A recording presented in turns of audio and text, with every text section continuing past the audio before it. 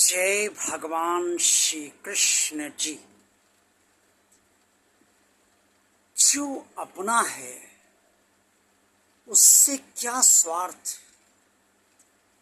आपका भगवान आपका अपना है, बिल्कुल अपना है, उससे क्या स्वार्थ।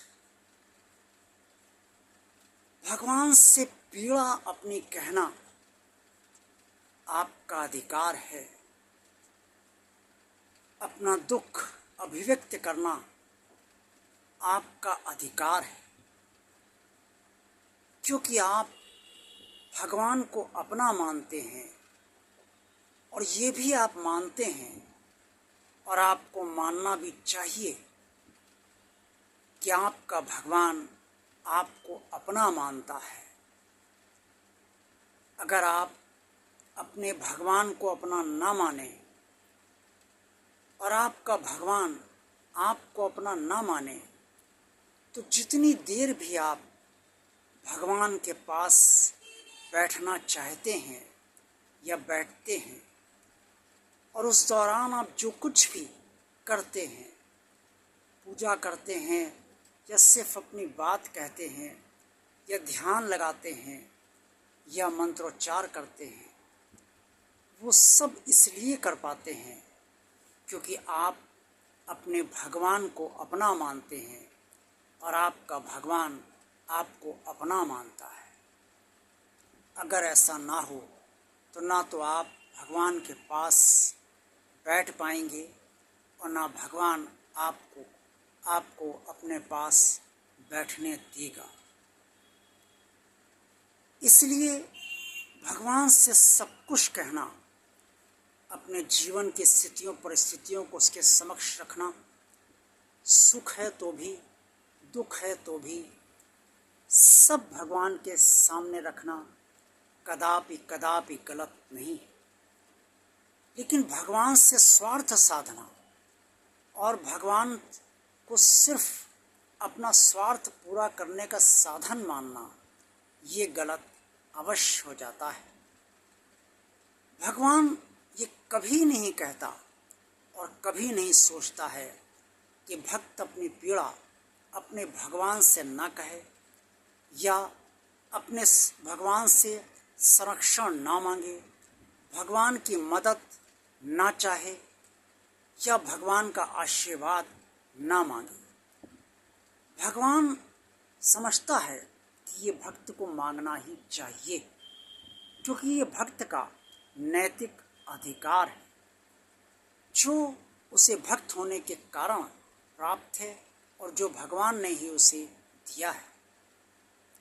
लेकिन हर समय भगवान से अपना स्वार्थ पूरा करवाना और जहाँ स्वार्थ पूरा ना हो, जहाँ मन की या शरीर या बुद्धि की इच्छा पूरी ना हो, वहाँ तड़ से अपने भगवान से विमुख हो जाना, ये सोचकर कि तुमने ये कार्य मेरा नहीं किया तो मैं तुम्हारे पास अब आकर या बैठकर पूजा करके या मंदिर जाकर क्या करूँगा। ये स्वार्थ की स्थिति है।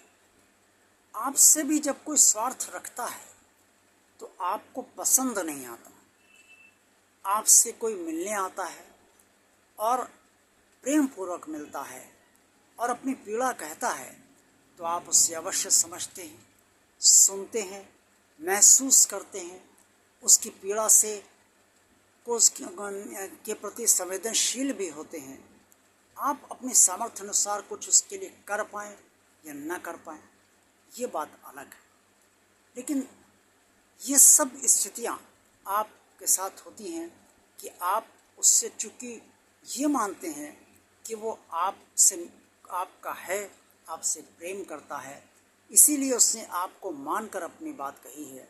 आप उसकी पीड़ा समझने का प्रयास अवश्य करते हैं। लेकिन अगर कोई रोज़ इसीलिए चला है कि आप से उसे बस काम करवाना है, आप भी समझ जाते हैं कि मेरे पास सिर्फ काम करवाने ही आता है, तो आप भी उसकी हमेशा मदद नहीं करोगे या उसे डिस्कार्ड कर दोगे, हटा दोगे, उससे संबंध नहीं रखना चाहोगे।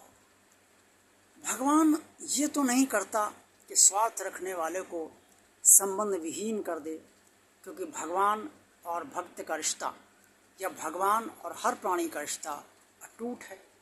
प्राणी को भगवान अपने से कभी अलग कर ही नहीं सकता, क्योंकि हर प्राणी भगवान से ही जुड़ा हुआ है।